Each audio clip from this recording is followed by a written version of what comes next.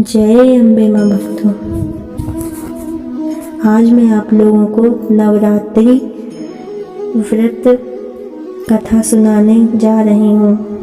एक समय की बात है, बृहस्पति जी ब्रह्मा जी से कहते हैं कि हे ब्राह्मण, आप अत्यंत बुद्धिमान, सर्वशास्त्र और चारों वेदों को जानने वालों में सबसे श्रेष्ठ हैं। हे प्रभु, कृपया कर मेरा कथन भी सुनिए। चैत्र व अश्विन माह के शुक्ल पक्ष में नवरात्र का व्रत व उत्सव क्यों किया जाता है? इस व्रत का क्या फल मिलता है? पहले इस व्रत को किसने किया था? बृहस्पति जी का कथन सुनकर ब्रह्मा जी बोले, बृहस्पति, तुमने बहुत ही अच्छा प्रश्न किया है।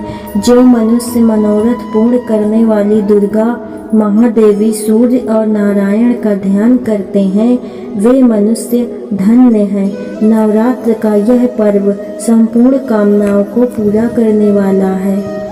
ब्रह्मा जी आगे कहते हैं कि बृहस्पति, जिसने सबसे पहले इस नवरात्र महाव्रत को किया है, उसका पवित्र इतिहास मैं तुम्हें सुनाता हूँ।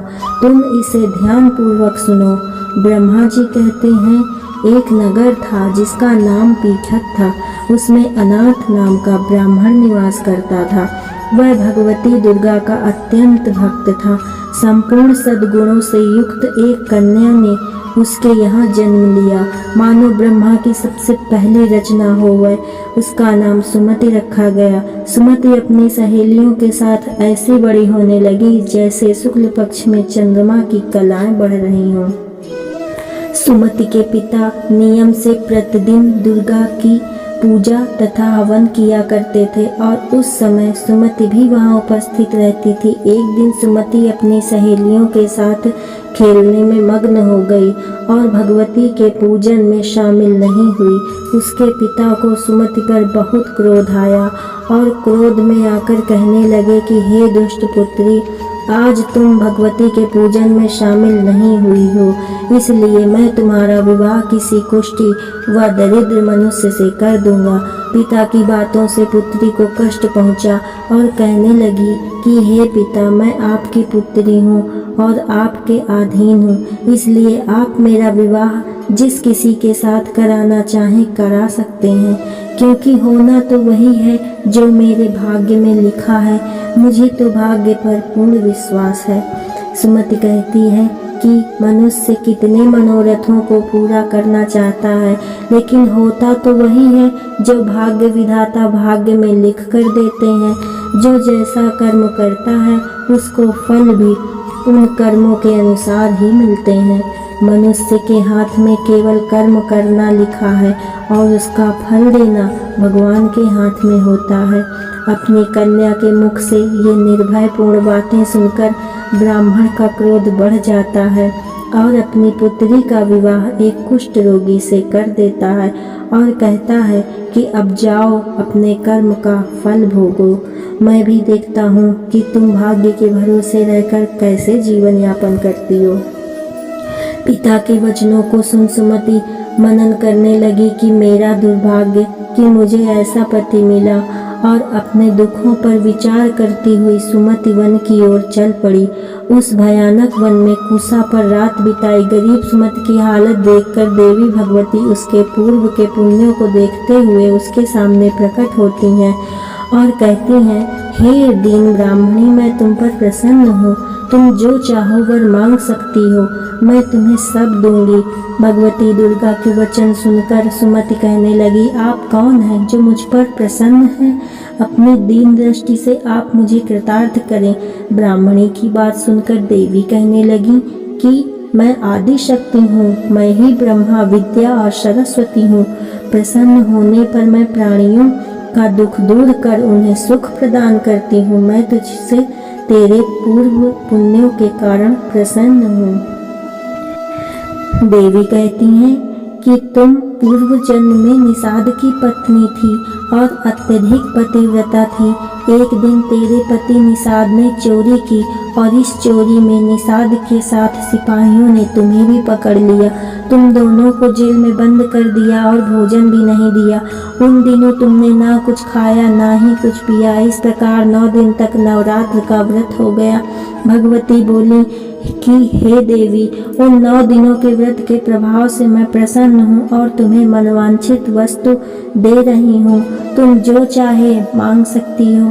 भगवती की बात सुनकर ब्राह्मणी बोली, आपको मैं सत सत प्रणाम करती हूँ। आप मेरे पति पर कृपा करें और उनके कोढ़ को दूर करें। इस पर देवी कहती हैं कि उन दिनों तुमने जो व्रत किया था उसमें से 1 दिन के व्रत का पुण्य अपने पति के रोग को दूर करने के लिए अर्पण करो।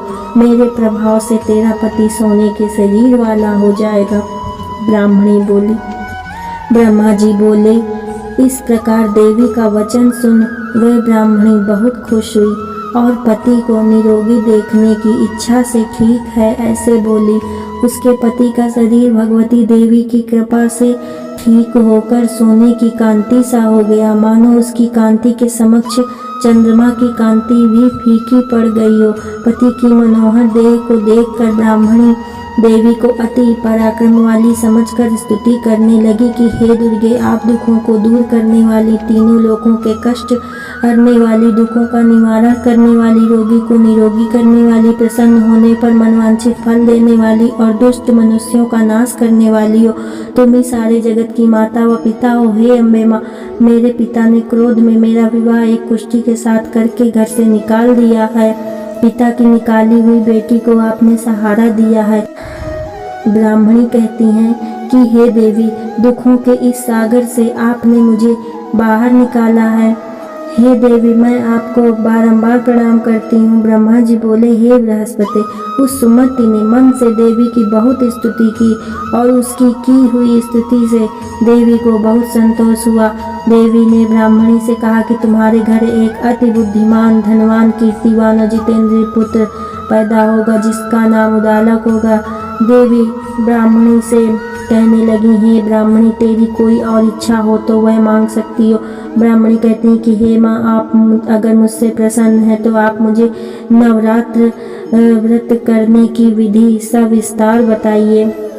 ब्राह्मणी के वचन सुनकर देवी कहती हैं कि मैं तुम्हें संपूर्ण नाशों को दूर करने वाले नवरात्र व्रत की विधि बताती हूँ। देवी कहती हैं कि इसे ध्यान पूर्वक सुनो। आश्विन माह के शुक्ल पक्ष की प्रतिपदा से लेकर 9 दिन तक विधि पूर्वक व्रत करें। यदि दिन भर व्रत नहीं कर सकते तो एक समय का भोजन करें। ब्राह्मणों से पूछकर घट स्थापना करें और वाटिका बनाकर उसको प्रतिदिन जल से सींचें।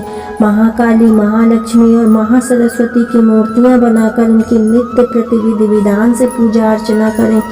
पुष्पों से अर्घ दें और बिजौरा के पुष्प से अर्घ देने पर रूप की प्राप्ति होती है। जायफल से कीर्ति, दाख से कार्य की सिद्धि होती है। आंवला से सुख व केले से भूषण की प्राप्ति होती है।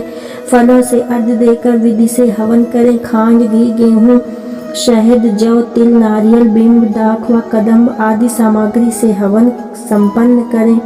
गेहूं का हवन करने से लक्ष्मी की प्राप्ति, खीर व चंपा के फूलों से धन व पत्तों से तेज और सुख प्राप्त होता है। आंवले से कीर्ति और केले से पुत्र की प्राप्ति होती है। कमल से राज सम्मान और दाखों से सुख संपत्ति मिलती है। खांड, घी, नारियल, शहद, जौ व तिल और फलों से होम करने से मनवांछित वस्तु की प्राप्ति होती है। व्रत करने वाले को स्वभाव में नम्रता रखनी चाहिए। अंत में आचार्य को प्रणाम कर यथाशक्ति उसे दक्षिणा देकर विदा कराना चाहिए। इस महाव्रत को बताई विधि के अनुसार जो भी करता है उसके सारे मनोरथ पूर्ण होते हैं। ब्रह्मा जी कहते हैं, हे बृहस्पति, इस प्रकार ब्राह्मणी को इस व्रत की विधि व फल बताकर देवी अंतर ध्यान हो गई। जो मनुष्य इस व्रत को करता है वह इस लोक में सुख पाकर अंत में मोक्ष प्राप्त करते हैं। ब्रह्मा जी फिर कहते हैं कि हे बृहस्पति, इस व्रत का महात्म्य मैंने तुम्हें बतलाया है। ब्रह्मा जी का कथन सुन बृहस्पति आनंद विभोर हो उठे और ब्रह्मा जी से कहने लगे, हे ब्रह्मा जी, आपने मुझ पर अति कृपा की है। जो आपने मुझे अमृत के समान इस नवरात्रि व्रत का महात्म्य सुनाया है।